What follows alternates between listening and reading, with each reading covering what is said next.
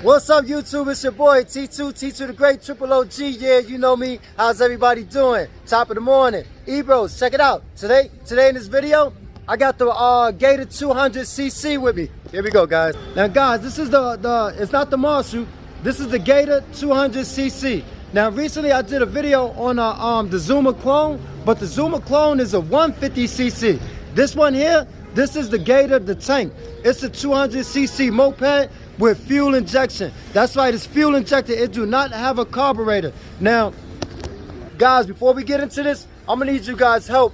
You know, I'm pretty good with electric, but these gas bikes, it's a lot of things that I really don't know, so I'm gonna need you guys to fill in the blank. So let's get back to this. Now, like I was saying about the Gator 200cc, let's start down here first of all. Like I said, I don't know too much about it, but these are 13-inch tires on the Gator CC. I believe these are the MC. Yeah, they are. These are the MC tires. They 13 inches, 6 inches wide. Now, I don't know exactly what's the millimeter on these forks and shocks, but I can go inside and get more information. If anybody know what size shocks they are, please tap down below so everyone else can know. You know, we all e-bros and motor bros helping each other out, so let's get in this. Take a look right here.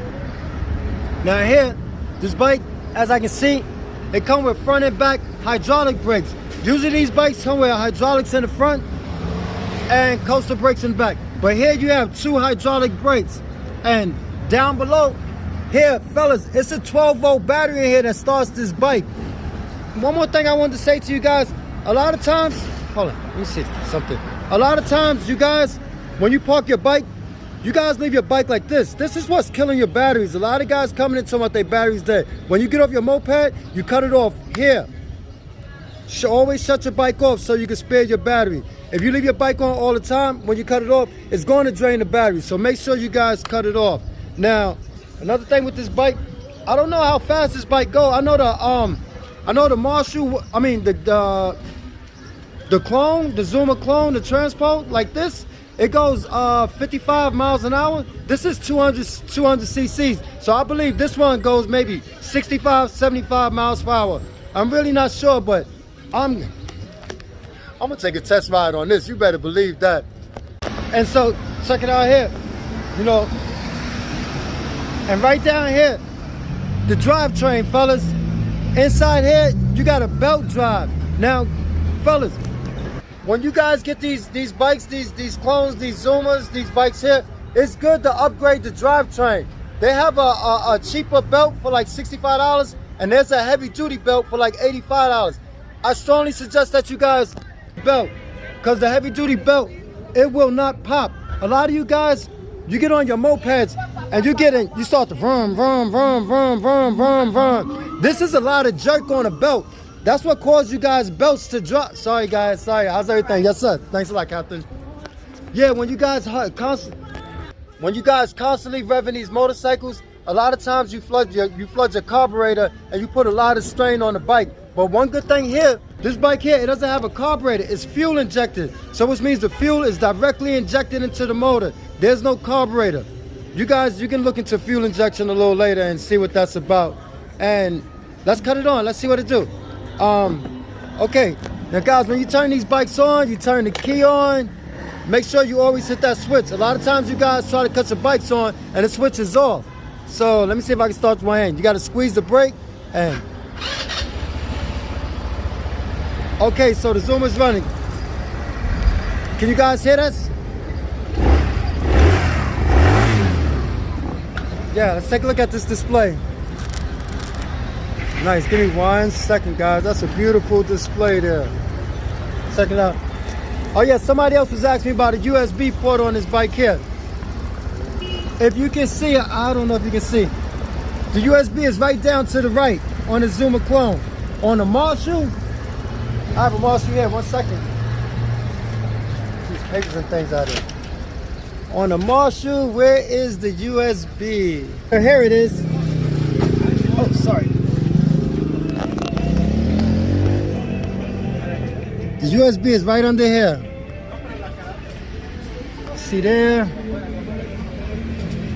And your USB is right there. It's right below for the fella that was asking. The USB is below the radio. Okay, I see it say USB, Bluetooth. I don't know, we'll come back and search for that in a second. A guy was asking me about where's the USB on the Marshall. I know it's on the left hand side, but I'll get right back to that. But back to this clone. What I was saying was, and here, another thing, guys, one more. When you guys come to get, when you guys buy these bikes, remember too, you gotta get your first oil change after 100 miles. Your second oil change is at 500 miles. And every 500 miles after that, you should change the oil. Now, every time you get an oil change, this is an air filter. You do not need to change the air filter. You can change the air filter every other oil change. When you get one oil change, you can skip, then you can do the air change. Or you can, I'm sorry, let me slow down, guys. Every 2 oil changes, you can change the air filter. Let me see what it says. Please wash and dry your air filter thoroughly by hand after each 1,000 miles. Okay, so there you go. After every 1,000 miles, you can change the filter or you can clean it by hand. Maybe, see, I need to start doing better videos and opening up these things here so that you guys can see what the filters look like and things like that. You know, sorry guys, I had to cut the video, you know, copyright, lots of music out here, you know, but your boy working. Here we go. Back to the display. Now, this display here, let's see what's going on exactly with the display. Okay, here, you have your RPM meter up here, and you got your fuel tank down here. Your odometer is here, your miles per hour, and you also have the time. This is your high beam signal, and if you ever need an oil change, this light lights up here to notify you about your oil change. You guys are pretty much familiar with the setup here, you know, the lights, the high beams. Now, this is the button that I like, this left and right signal. You don't have to fumble to try to put it back in the middle. All you gotta do is press the middle, and it goes right back. Where's the horn? What happened with the horn? I don't know, they'll take care of that. I don't know what's going on there. Why is that not working? But anyway, and another thing here, guys, the throttle. Nice grips on the throttle, nice and wide. Let's see what this thing says here first, guys. Whoa, what it says. Safety kill switch. Engine will not, oh, I gotta turn this off, it's vibrating too much. Engine will not start with kill switch in the off position. Verify the switch is in the on position before starting. Do not attempt to start the engine with the switch in the off position, as damage to the starter mechanism may result. Do not depress starter button for longer than 5 seconds per attempt. So guys, y'all hear that? Don't go mashing on that button 5 and 10 seconds and 20 seconds and playing with that button, because you could cause severe damage. Now let's take a look at why do I keep calling this bike a clone? Well, it looks very similar. It is similar to the clone. It's a model out like this. I don't know if this is the 200cc is called the tank, and this is the Gator. So I don't know if it's the Gator tank, but this is the tank, y'all. It's not a clone. This is the tank. Now, these headlights here, what you guys think about them? I know when the regular low beam is on, it's that one on. Then when the high beam is on, it's that one there. Both of them. Now let's see what other kind of lights they got going on here. You guys see the signal lights? I guess those could be positioned, turned up in a better place, you know. And one good thing, this bike come with the hand guards. That's really good. Okay, so I'm just taking a look at all the lights on the bike. Those are the headlights. We see the signal lights, side reflectors. No lights on the side, but you do have this little logo there. And well, definitely this bike should have some lights on the side. You know, you got reflectors on the side. These are pretty. That's pretty. It looks solid. Those lights there look solid and bulky. Really good look. And here, this is a nice reflective look. They should have did this in orange. This definitely could have been done in orange. I see they had a bigger heat sink. This is to protect your leg. Without this thing here, the passenger rider, oh, this thing will cook your legs here. And the rear foot pegs. Now guys, don't try to pull these out like this. These don't come out like that. You push it in and it pops out. You slide it right in real softly till you get a little click. Like I said, you cannot pull it out. Don't pull it out and break it. A lot of you guys wrestling, tussling. All you do is push it in one time and it snaps out. If you push it real hard, it's not going to go. If you push it hard, it's not going to go. Push it hard, it's not going to go. Push it very gently and it locks right in place. So this is the 200cc Gator tank that everybody was asking about. A lot of guys were saying that 50cc, it has a faster pickup, but this one has a higher top speed. And I don't know. They say the 200cc, it kind of stutters, but it's not a problem like a stutter. It's I don't know. I just heard a guy say the 200cc has a stutter on the takeoff, and the 150cc just jets right off. So anyway, so guys, what do you think about the Gator tank, the 200cc tank? Or do you guys prefer the 150cc, or do you prefer the 150cc clone? Pardon me, guys, I got somebody interested in the bike looking, you know, it always happens, you know. That's a good thing. He's riding something nice. Boss, what you riding? Flywing, a Super Racer, A9, looking good. Looking good. So, this is a 50cc?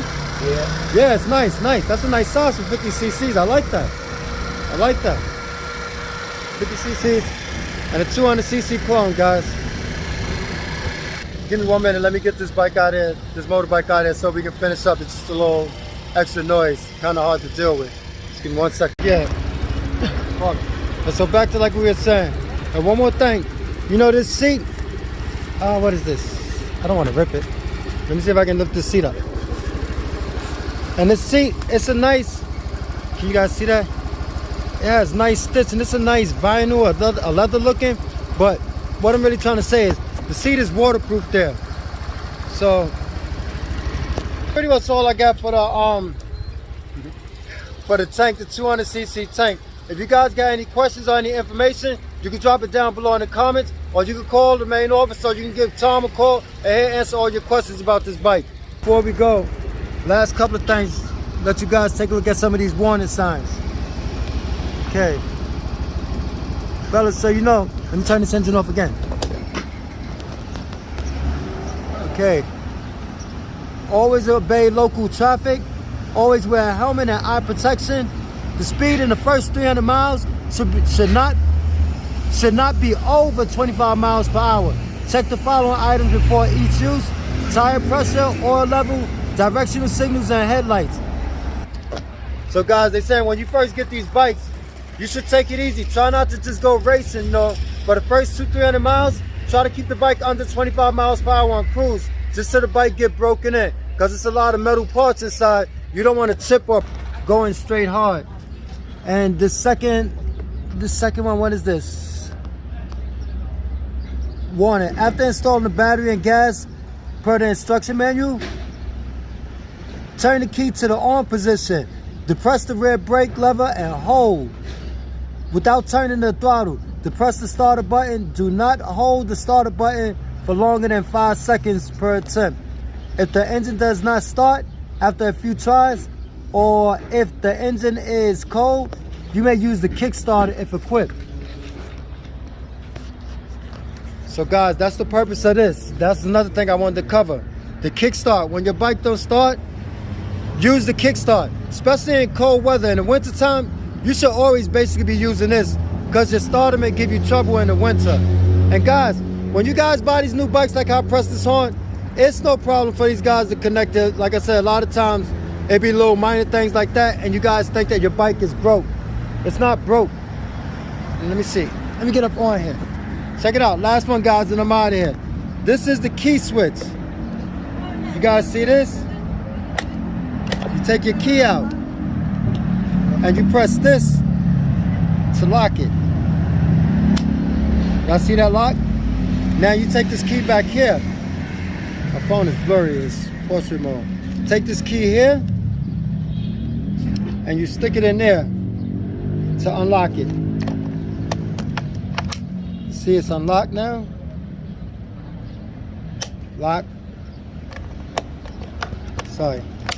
Unlock. Guys, that's to protect from water and rust and things like that. And if someone try to break your ignition, all you gotta do is stop them there. That way they can't ram anything in there, no water can get in there, and your bike is pretty much safe.